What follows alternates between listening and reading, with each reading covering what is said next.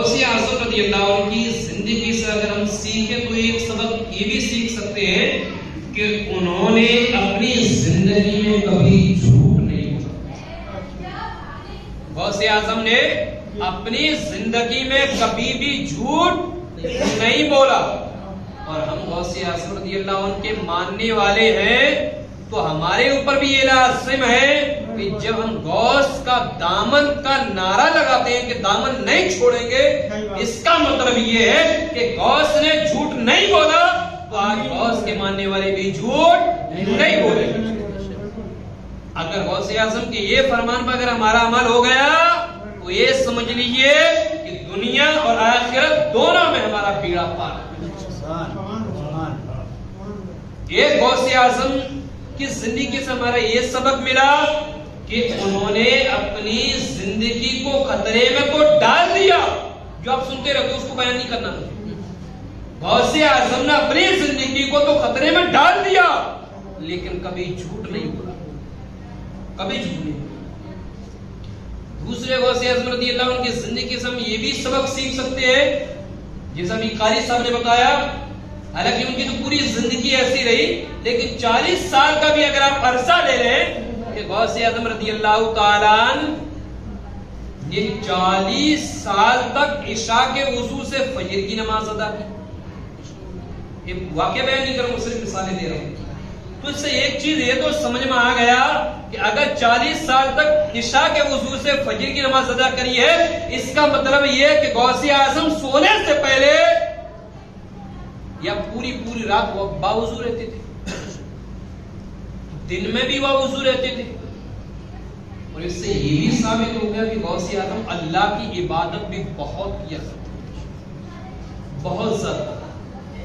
تو دوسرا سبق ہمیں کیا ملا کہ ہمیں کوشش یہ کرنی چاہیے کہ ہمیشہ وہ وضو رہے، یعنی وضو کے ساتھ رہے. اگر دن میں نہ رہے تو کم سے کم رات میں تو وضو کے ساتھ رہے. رات میں وضو کا معاملہ معلوم ہے. اگر رات میں ہم باوضو رہتے ہیں، وضو کر کے سوتے ہیں تو پوری رات عبادت میں لکھی جاتی ہے، پوری رات عبادت میں لکھی جاتی ہے. تو دو فائدے ہوئے. غوث اعظم کی زندگی دو چیزیں سیکھی ہم نے. اب تیسری چیز غوث اعظم رضی اللہ عنہ کی زندگی سے ہم یہ بھی سیکھ سکتے ہیں کہ انہوں نے کبھی نماز سے نہیں چھوڑی. تو ہمیں بھی نہیں چھوڑنا ہے، نہیں چھوڑنا ہے نا. بزرگان دین کی جو زندگی پہ ہم لوگ روشنی ڈالتے ہیں، بیان کرتے ہیں، اس کا مطلب کیا ہوتا ہے کہ ہم اور آپ ان کی زندگی سے نصیحت حاصل کریں اور ان کے مطابق اپنی زندگی گزاریں. ٹھیک ہے. پانچویں چیز آپ یہ بھی لے لیجیے کہ غوث اعظم رضی اللہ عنہ کے در پر جو بھی آیا ہے، ان کے دروازے پر جو بھی آیا ہے خالی دامن لے کے گیا ہے دامن بھر کے. اس کو ہم یہ بھی لے سکتے ہیں کہ کوئی کبھی ایسا ہوتا ہے کہ کوئی مسجد کے لیے آتے ہیں، کبھی ایسا ہوتا ہے مدرسے کے لیے آتے ہیں، کبھی ایسا ہوتا ہے کہ بیچارے یتیم غریب مسکین لوگ آتے ہیں. اس سے یہ بھی ہمیں سبق ملا کہ ہمیں اپنے دروازے سے کبھی کسی یتیم غریب مسکین فقیر مدرسے والوں مسجد والوں کو واپس نہیں کرنا ہے، اگرچہ روپیہ ہو 2 روپیہ ہی کیوں نہ دینا. یہ بھی ہمیں سبق ملا. سیدی سرکار غوث اعظم رضی اللہ تعالیٰ عنہ کی زندگی کا ایک مطلب تو یہ ہو گیا. 5 چیزیں ملی. اور چھٹی چیز اگر آپ کو بتا دوں، چھٹی چیز اگر میں آپ کو بتا دوں اور آپ کا اور ہمارا خود کا اگر عمل ہو گیا، دونوں کا عمل ہو گیا، تو اللہ قسم کہہ رہا ہوں اگر عمل سے ہے، عمل سے اور ہمارا خاتمہ ایمان پر اگر ہے، تو اگر یہ چیز جو میں نے بتا دی اگر اس پر ہمارا عمل ہو گیا تو یہ سمجھ لیجئے کہ ہمارا اور آپ کا جنت میں ٹھکانہ ہو گیا. اور وہ عمل کیا ہے وہ بھی بتا دو. غوث اعظم رضی اللہ عنہ کی زندگی سے ہمیں یہ بھی سبق ملا کہ جب علم حاصل کرنے کے لیے جا رہے تھے، جب گیان پراپت کرنے کے لیے جا رہے تھے ان کی ماں نے کہا کہ بیٹا عبد القادر کبھی جھوٹ مت بولنا. کیا کہا؟ کبھی جھوٹ مت بولنا. غوث اعظم رضی اللہ عنہ نے اپنی ماں کی بات مان لی. انہوں نے اپنی ماں کی بات مان لی. بات ماں کی مان لی. لیکن ڈاکو نے بھی تو یہی کہا تھا, بولے اگر آپ چاہتے تو یہ اشرفیت چھپا لیتے, ہمیں تو پتہ ہی نہیں تھا. انہوں نے کیا کہا کہ میں نے اپنی ماں سے وعدہ کیا, جب تعلیم حاصل کرنے کے لیے گھر سے جا رہا تھا تو میری ماں نے کہا تھا کہ بیٹا عبد القادر کبھی جھوٹ مت بولنا, کبھی بھی جھوٹ مت بولنا. شیخ عبد القادر جیلانی رحمۃ اللہ علیہ نے کیا کہا؟ ماں کی آواز پر لبیک کہتے ہوئے کہا کہ والدہ آپ کا بیٹا عبد القادر اپنی جان تو دے سکتا لیکن کبھی جھوٹ کا سہارا نہیں. بے شک سبحان. اور غوث اعظم رضی اللہ تعالیٰ نے یقیناً کبھی جھوٹ کا سہارا نہیں لیا. کس کی بات پر عمل کیا؟ اپنی ماں کی بات پر.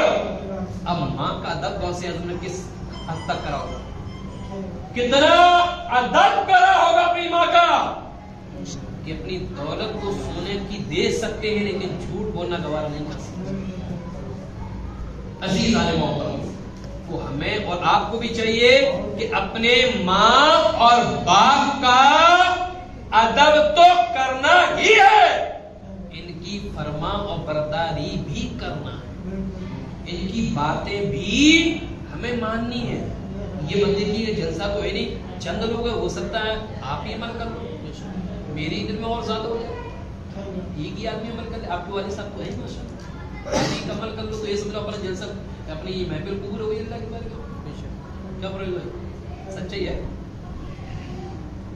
قرآن کے اندر اللہ ارشاد فرماتا ہے وَبِالْوَالِدَيْنِ احسانا, اپنے ماں باپ کے ساتھ حسن سلوک سے پیش آؤ, اپنے ماں باپ کے ساتھ ادب سے پیش آؤ. جب باپ کی بارگاہ میں پہنچو, جب ماں کے پاس آؤ, جب ان سے گفتگو کرو تو اس انداز سے گفتگو ہونا چاہیے کہ ان کی آواز سے ہماری آواز اوپر نہ جائے بلکہ ان کی آواز سے ہماری آواز دبی رہے.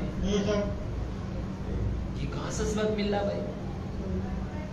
آقا کریم صلی اللہ علیہ وسلم حدیث پاک کے اندر ارشاد فرماتے ہیں کہ جب ہمارے ماں باپ جب بڑھاپے کو پہنچ جائیں, جب عمر دراز ہو جائیں تو ہم انہیں اف تک نہ کہیں, اف تک نہ کہیں.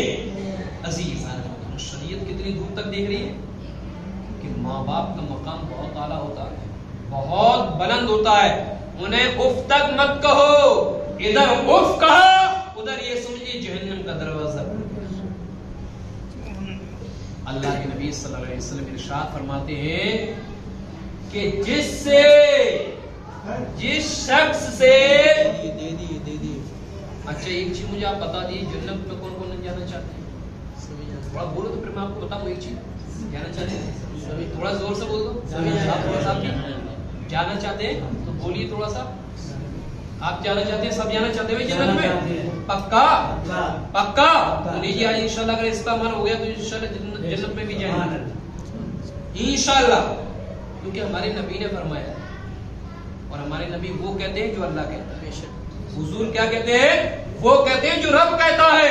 قرآن کے اندر اللہ نے ارشاد فرمایا وَمَا يَنْتِقُ عَنِ الْهَوَىٰ إِنْ هُوَ إِلَّا وَحْيٌ يُوحَىٰ, کہ میرا حبیب, میرا محبوب یہ اپنی طرف سے کچھ نہیں کہتا, یہ تو وہ کہتا ہے جو میں کہتا ہوں. بے شک بے شک, جو میں کہتا ہوں میرا حبیب وہ کہتا ہے. اور میرے نبی نے فرمایا کہ جس سے اس کے ماں باپ خوش ہے, جس انسان سے اس کے ماں باپ خوش ہے, نبی فرماتے ہیں ان سے میں خوش ہوں, اور جس سے میں خوش ہوں اس سے اللہ خوش ہے, اور جس سے رب خوش ہے اسے جنت عطا ہے. تو جنت ملی کہاں سے ملی؟ ماں باپ سے ملی. ایک حدیث اور سنا دوں. آقا کریم صلی اللہ علیہ وسلم نے ارشاد فرمایا الجنت तहता अक़दामिल उम्महात, की जन्नत ढूंढना चाहते हो लंदन में, हॉलैंड में, बर्तानिया में, अमेरिका में, कहां जन्नत? आसमान, जमीन। हुजूर ये कह रहे हैं अगर जन्नत ढूंढना चाहते हो तो कहीं और मत ढूंढो, ढूंढना है तो मां के कदमों तले ढूंढ लो। जन्नत तुम्हारी मां के कदमों के नीचे है। अब जब जन्नत कहां है? मां के कदमों के नीचे, और उसी जन्नत का दरवाजा हमारा बाप है। हमारी जन्नत का दरवाजा हमारा बाप। तो जन्नत के हकदार तो हमारे माँ बाप है। तो अगर जन्नत में जाने चाह रहे हो तो इनको राजी कर लो। लेकिन हुजूर ने ये भी फरमाया, हमारे नबी ने ये भी फरमाया कि जिससे उसके माँ बाप नाराज है उससे मैं मुहम्मद रसूलुल्लाह सल्लल्लाहु अलैहि वसल्लम नाराज। जिससे उसके माँ बाप नाराज उससे मैं नाराज, और जिससे मैं नाराज उससे अल्लाह नाराज, और जिससे रब नाराज तो ठिकाना हमारा जहन्नम। तो जहन्नम भी और जन्नत भी ये तो अपने हाथ में है कि किसे कबूल करना है। और हम मुस्तफा के उम्मती है, हम ये चाहते हैं कि अपने बाप की भी खिदमत करें, अपनी माँ की भी खिदमत करें, और शरीयत के मुताबिक जिंदगी गुजारे, और अल्लाह में जन्नत तो सैयदी सरकार गौसे आज़म के फरमान से हमने ये भी सीखा कि हमें अपने माँ बाप की बातें भी मानना है। उनकी तौहीन नहीं करना, उनकी बातें मानना है, उनकी बातें मानना है। और ये अल्लाह की जिंदगी से बहुत कुछ हासिल किया जा सकता है अगर इनकी बातों पर अगर अमल हो जाए तो इसमें जिंदगी कामयाब हो जाए। गौसे आज़म रज़ियल्लाहु अन्हु ने उम्मत का इतना भला करा है, इतना भला करा है कि अगर रिस्क नहीं है अल्लाह की बारगाह में दुआ कर दी, रब ने रिस्क अता कर दी। औलाद नहीं है, गौसे आज़म ने दुआ कर दी, अल्लाह की बारगाह में रब ने औलाद अता कर दी। परेशान है, गौसे आज़म की बारगाह में आया, गौसे आज़म ने अल्लाह की बारगाह में दुआ कर दी, रब ने उसकी परेशानी को दूर कर दिया। अगर कोई मर गया है, गौसे आज़म की बारगाह में आ गया, गौसे आज़म ने अल्लाह की बारगाह में दुआ कर दी, अल्लाह ने उसे जिंदा फरमा दिया। अगर कोई फालिज मार जाता है, वो आ गया, गौसे आज़म ने अल्लाह की बारगाह में दुआ कर दी, अल्लाह ने उसे भी शिफा दी। गौसे आज़म की बारगाह में अंधे भी आए, अल्लाह की बारगाह में दुआ करी, अल्लाह ने उसने भी आंखें दे दी। तो अगर गौसे आज़म बार बार अल्लाह की बारगाह में दुआ कर रहे हैं, अल्लाह दुआ कबूल फरमा रहा है, उसकी वजह क्या है कि हजरत बड़े पीर ने अल्लाह की इतनी इबादत की, अल्लाह की इतनी रियासत, इतनी बंदगी कि अपने आप को अल्लाह की राह में कुर्बान कर दिया। और जब रब की बारगाह में गौसे आज़म ने अपने आप को कुर्बान कर दिया, तो फिर अल्लाह ने भी बड़े पीर को वलियों का इमाम मुकर्रर कर दिया। अज़ीज़ान मोहतरम, इसीलिए तो सैयदी सरकार आला हजरत फरमाते हैं कि वाह क्या मर्तबा ऐ गौस है बाला तेरा, ऊंचे ऊंचों के सरों से है कदम आला तेरा। अज़ीज़ान मोहतरम, सुना दूं गौसे आज़म ने मखलूक की कैसी सेवा की है, तो सुने। बहीजतुल असरार के अंदर ये रिवायत मौजूद है। इसके अलावा हज़रत शेख अब्दुल हक मुहद्दिसी दहलवी रहमतुल्लाह अलैहि ने इसको जिक्र किया है। इसके अलावा ज़ुब्दतुल आसार सफ़र नंबर 85 के अंदर भी रिवायत मिलती है कि हज़रत शेख अबुल हसन वो ये कहते हैं, अच्छा मैं जो बोल रहा हूँ ये साफ समझ में आ रहा है? बिल्कुल साफ आ रहा है। अगर समझ में नहीं आया तो बहुत जरूर दीजिएगा, ऐसा ना हो कि मैं बोलूं आप समझ नहीं पाते, कोई नतीजा हासिल नहीं होगा। शेख अबुल हसन वो ये कहते हैं कि मैं और हजरत अली बिन हैती, शेख अबुल हसन कह रहे हैं कि मैं और अली बिन हैती गौसे आज़म की बारगाह में बैठे हुए थे। दोनों मजमा लगा हुआ था, हम दोनों भी बैठे हुए थे, पीरा ने पीर यहां बैठे हुए। جو بیٹھے تو اتنی دیر کیا گزرتی ہے کہ ابو غالب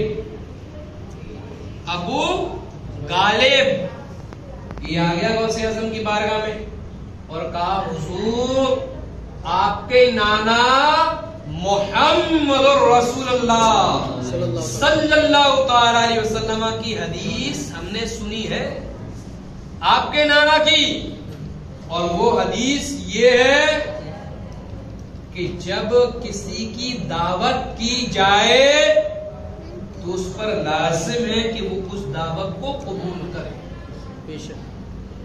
اور حضور آپ ان کے نواسے، میں آپ کے پاس آیا ہوں کہ آپ میرے غریب خانے پر چند منٹ کے لیے ضرور تشریف لائیں. آج بھی لوگ ہیں نا ولی صاحب، آپ لوگ یہی سوچتے ہیں کہ چل بھائی امام صاحب، مولانا صاحب، مفتی صاحب، حافظ صاحب چاہے 5 ہی منٹ کے لیے آ جانے کے آ جاؤ، تھوڑا سا 5 منٹ کے لیے قدم رکھ لو.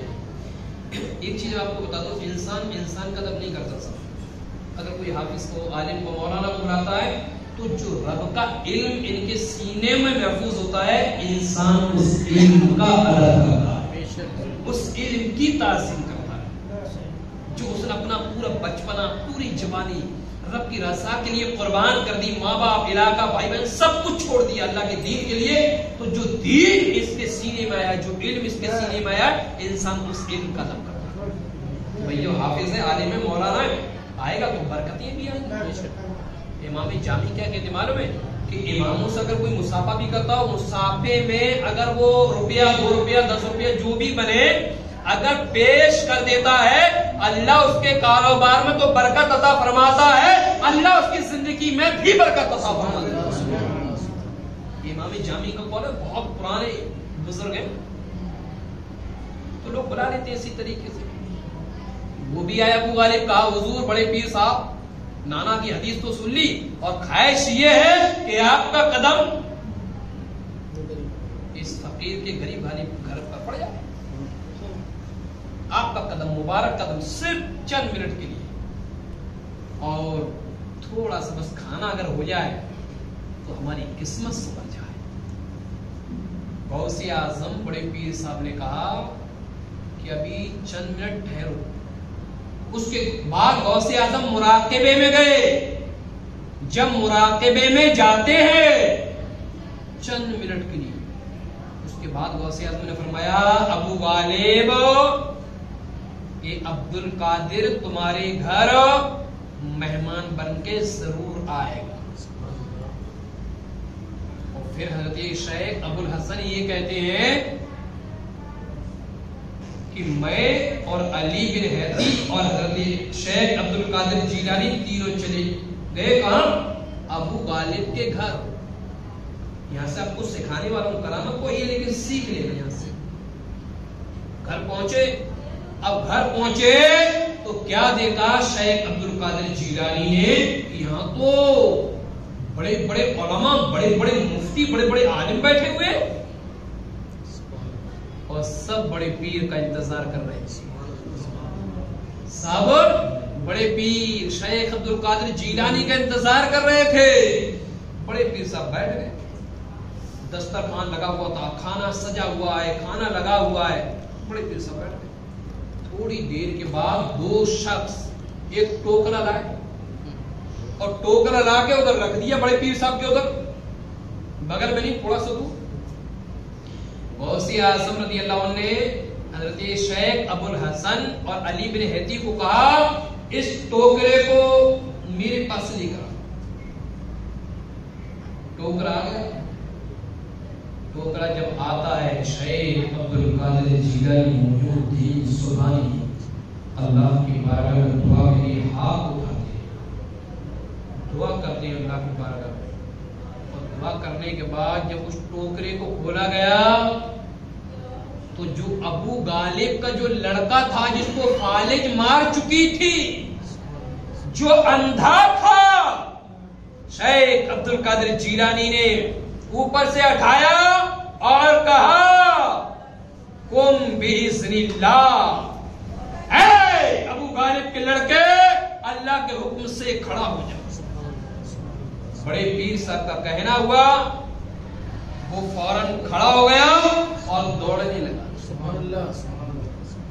फालिस ज़दा भी था, फालिस मारी हुई भी थी और अंधा भी था, लेकिन अल्लाह की बारगाह में शेख अब्दुल कादिर जीलानी ने दुआ करी है तो परवरदिगार आलम ने बीमारी से भी शिफा दे दी और आंखों में अल्लाह ने रोशनी भी अता फरमाई।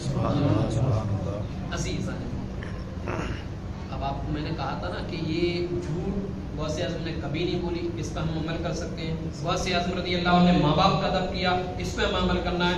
कम से कम दिन में नहीं तो रात में बावजू रहना है, नमाजों के समय नमाज पढ़ना है।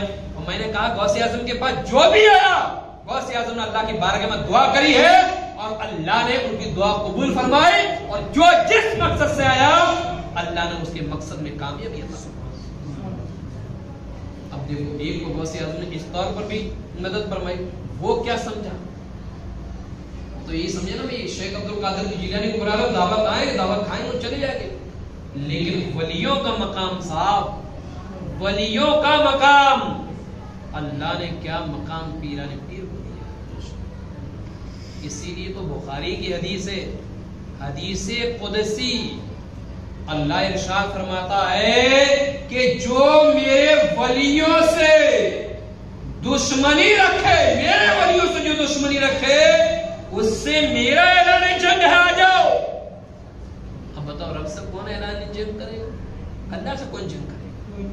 और रब ये कह रहा है जो मेरे वली की तौहीन करे, उनकी शान में अगर कुछ बदतमीजियां कर रहा है तो उससे तो मेरा ऐलान जंग है। तो अंदाजा करो, जो दुनिया में अगर वली की दुश्मनी करे, वली से दुश्मनी ले, वली की तौहीन करे, वलियों की बेअदबी करे, वो अपना ठिकाना जान सकता है कहां। अजीज़ान, तो सैयदी सरकार गौसे आज़म रज़ियल्लाहु ताला ने किस तौर पर अल्लाह से दुआ करी और अल्लाह ने शिफा दी। इसीलिए कहने वाले ने कहा है कि निगाहे वली में, वली की निगाहे वली में वो तासीर देखी, बदलती हजारों की तकदीर देखी, हजारों की तकदीर देखी। अजीज़ान, 2-3 मिनट का मेरा वाक़या और है, इसे और सुन ले, इससे भी इंशाअल्लाह नसीहत मिलेगी। तो हमें ये भी सीखने को मिला कि गौसे आज़म रज़ियल्लाहु अन्हु के बाद जो भी जिस मकसद से आया, उन्होंने अल्लाह की बारगाह में दुआ करी, अल्लाह ने शिफा अता फरमाई। तो इससे ये चीज तो साबित हो गई, गौसे आज़म की ज़बान में जो तासीर पैदा हुई, ये नमाजों से हुई, ये अल्लाह की इबादत से हुई, ये रब की बंदगी से हुई, और ये ऐसा हुई कि पीराने पीर ने कभी झूठ नहीं बोला, पीराने पीर ने कभी झूठ नहीं बोला, पीराने पीर ने कभी किसी को तकलीफ नहीं पहुंचाई, किसी की कीमत नहीं करी, किसी की चुगली नहीं करी। जब ये मकाम रखा था हजरते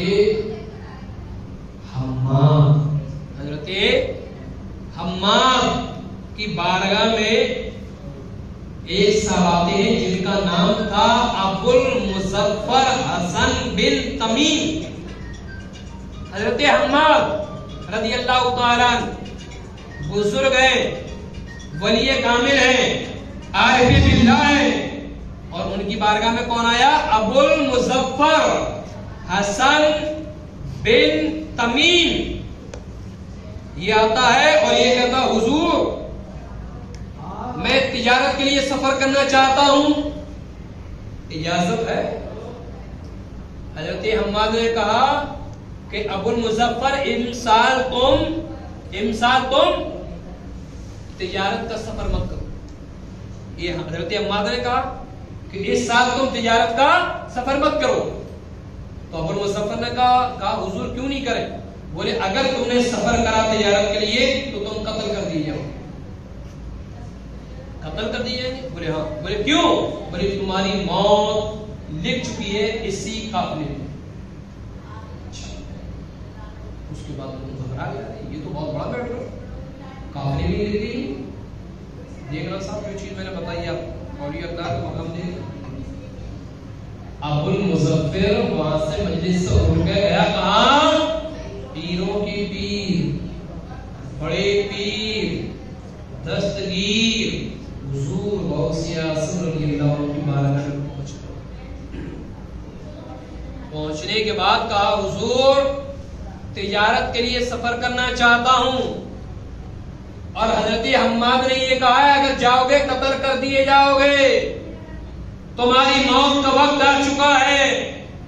پیران پیر نے کہا اے ابو المظفر تم جاؤ، سفر تیاری کرو، سفر کی تجارت کے لیے جاؤ، تمہارا قتل نہیں ہوگا، اس چیز کی میں ذمہ داری لیتا ہوں، اس چیز کی میں ذمہ داری لیتا ہوں، تمہارا قتل نہیں ہوگا، جاؤ۔ جب بڑے پیر صاحب سے سن لیے تو انہوں نے تیاری کر لی اور نکل گئے سفر پہ، اپنا سامان بیچ دیا، 1000 دینار ان کے ہاتھ میں آئے، اس کے بعد نہانے چلے گئے تو غسل لگانے میں اسی 1000 دینار کو رکھ دیا الماری میں، نہانا شروع کیے، نہانے کے بعد روم میں چلے گئے، دینار بھول گئے، اور روم میں آئے اور بہترین کھانا پینا کھا اور سو گئے۔ جب سوتے ہیں تب ان کو خواب نظر آتا ہے کہ ان کا قافلہ جا رہا ہے اور عرب کے ڈاکوؤں نے قافلے پہ حملہ کر دیا۔ یہ خواب میں دیکھ رہے ہیں، عرب کے ڈاکوؤں نے حملہ کر دیا، اور حملہ کرا ہے تو سب کو مار دیا، اور جو ابو المظفر تھا اس کی گردن پہ بھی تلوار چلی، یہ بھی مر گیا۔ جلدی سے بیدار ہوا، دیکھو ارے یہ خواب کیا خواب دیکھ رہا ہوں، پھر فوراً دھیان آیا پیسہ بھی میں چھوڑے، وہ دینار بھی رکھے ہوں گے، اندر گیا دینار نکالا اور کہا اب تو میں بڑے پیر اور حضرت حماد کے پاس جاؤں گا، دونوں بزرگوں کے پاس، کیا معاملہ ہے، اس کی حقیقت کیا ہے بھائی؟ جب گیا حضرت حماد کے پاس تو حضرت حماد نے یہ کہا کہ میرے پاس مت آؤ، اب جانا ہے تو بڑے پیر کے پاس جاؤ، بڑے پیر کے پاس، ارے جو چیز میری تھی وہ بتا دی کہ تم قتل کیے جاؤ گے، ارے پیروں کے پیر بڑے پیر کا مقام تو دیکھو کہ تم مرنے والے تھے اور تمہاری تقدیر کو اللہ کی بارگاہ میں دعا کر کے تمہاری تقدیر بدل دی۔ نعرہ تکبیر، نعرہ رسالت، کہا جاؤ بڑے پیر کی بارگاہ میں، یقیناً تم اس سفر میں قتل کیے جاتے، لیکن بڑے پیر نے تمہارے لیے اللہ کی بارگاہ میں 70 بار تمہارے لیے دعا کی ہے، 70 بار۔ عزیزان محترم، اور جب ابو المظفر حضرت شیخ عبد القادر جیلانی کی بارگاہ میں پہنچتا ہے تو دیکھو ابھی اللہ کا مقام کیا ہوتا ہے۔ ابھی ابو المظفر نے کچھ کہا نہیں تھا، غوث اعظم نے فرمایا حضرت حماد کے پاس گئے تھے، حماد کے پاس گئے تھے اور سب کچھ معلوم کر لیا تم نے، یہ اولیاء اللہ ہوتے ہیں، یہ اللہ کے ولی ہوتے ہیں۔ بارگاہ اولیاء اللہ وہ ہے کہ جس مقصد سے بھی آؤ، جس نیت سے بھی آؤ، اللہ نے اتنا نواز دیا ہے کہ معلوم کر لیتے ہیں کس لیے آیا، کس مقصد سے آیا، یہ اللہ کے ولی ہے۔ غوث اعظم نے فرمایا ابو المظفر، ابو المظفر تمہیں معلوم ہے تمہارا مال محفوظ ہے؟ کہا حضور مال محفوظ ہے۔ کہا تمہاری جان محفوظ ہے؟ کہا حضور جان بھی محفوظ ہے۔ حضور میں نے یہ خواب دیکھا۔ کہا جو تم نے خواب دیکھا تھا یہ تمہاری زندگی میں حقیقت میں ہونے والا تھا، جو تم نے خواب دیکھا یہ تمہاری زندگی میں حقیقت میں ہونے والا تھا، لیکن تمہارا سفر ہو رہا تھا اور میں اللہ کی بارگاہ میں دعا کر رہا تھا، مولا اس کی زندگی میں برکت عطا فرما، اس کی زندگی میں برکت دے دے، اللہ اس کی موت کو ٹال دے۔ یہ دعا حضرت عبد القادر جیلانی نے کی۔ غوث اعظم نے فرمایا کہ اسی لیے اللہ نے تمہاری زندگی کو، تمہاری موت کو تمہاری زندگی میں بدل دیا، اور جو حقیقت واقعہ ہونے والا تھا اس کو تمہارے خواب میں تبدیل فرما دیا، یعنی جو حقیقت میں تمہارے ساتھ معاملہ پیش آنے والا تھا اللہ نے تمہیں خواب میں بتا دیا، اور جو حقیقت کا تھا اسے اللہ نے ٹال دیا۔ اور جو تمہارا مال بھی محفوظ ہے اس کے لیے بھی میں نے اللہ کی بارگاہ میں دعا کری، اللہ نے اس کی بھی تمہاری حفاظت کی۔ اسی لیے شاعر نے کہا ہے کہ نگاہ ولی میں وہ تاثیر دیکھی بدلتی ہزاروں کی تقدیر دیکھی.